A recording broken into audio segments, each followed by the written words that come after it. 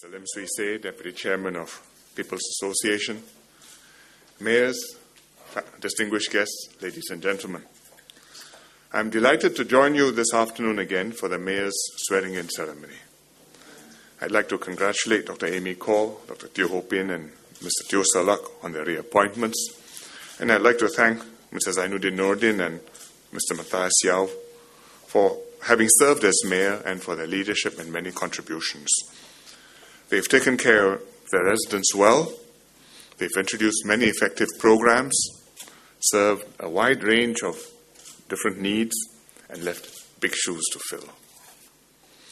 I'd also like to welcome Dr. Maliki as Mayor for Southeast District and Mr. Sam Tan as Mayor for Central Singapore District. It's been 14 years since we first launched the CDCs, and progressively, as we have acquired experience operating these community development councils, they've taken on wider roles, done more, especially taking charge of social assistance schemes, supporting poor families, providing tuition to needy children, befriending and helping vulnerable elderly Singaporeans, retraining workers to prepare for new jobs, holding job fairs. So, quietly in the background, the CDCs have been doing important work, providing social support to groups in our society who otherwise would be left behind. There are two important reasons why the CDCs have worked well. Firstly, they are close to the ground, closer than the ministries, because we have 5 of the CDCs covering different parts of Singapore. Therefore, the outreach is better, so they have a more intimate understanding of the needs of their residents and are more able to direct their resources to those who need these resources the most. Secondly, and very importantly, the CDCs are not alone. They tap on community support, and they get help from corporations, from the grassroots organizations, from VWOs, and many other organizations. And I hope that these different groups will continue to contribute funds and manpower to work with the CDC, and most important, to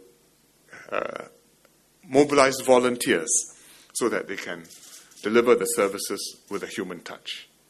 And this way, we not only multiply the resources to help the needy, but at the same time, make sure that the resources are delivered sensitively, with a right touch, and we foster a caring community. The CDCs are working hand in hand with these other groups in many different ways. I'd just like to cite a couple of examples. For example, Southeast CDC has a program called Walk for Rice at Southeast. And they partner NTUC FairPrice to do this. It involves the grassroots, the schools, the VWOs. And last year, 19,000 participants walked for rice, and they raised 500,000 bowls of rice, enough to benefit 7,000 needy families. Other CDCs have similar programs. Central CDC, Central Singapore, has a nurture program, which does weekly reading and enrichment for young children from low-income families. They started with 1 center 4 years ago. Now we have 16 centers. We get funding support from companies like Credit Suisse and StarHub. And we have lots of volunteers, 1,400 of them, from the grassroots, from the VWOs, from the schools, or from the company staffs. And these serve as friends and role models to more than 2,000 children, improving their English, giving them a stronger foundation in life. So the government, through the CDCs, has been working to enhance our social safety net. And we will continue to enhance our social safety net as we move forward.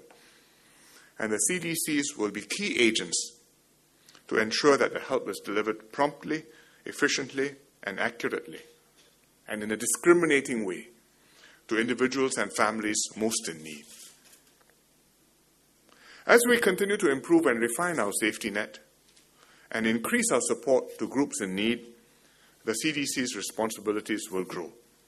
And I'm confident that you will rise to the challenge, do more outreach, explore more programs, gather more volunteers, be more effective.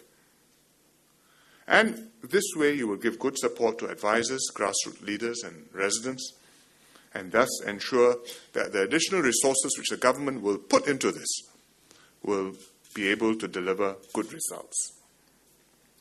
The mayors play key roles in this because you are leading and motivating the councillors, the grassroots leaders and volunteers. You are encouraging new ideas to help the community and, most importantly, serving the people with all your heart. So I urge the mayors to use the next few years well, evolve the CDCs as the needs change, but always remember the basic, what we call the ABCs. Assist the needy, bond the people, and connect the community. But continue to try new ways to engage a changing population. Because as the world changes, we must stay abreast and ahead of it.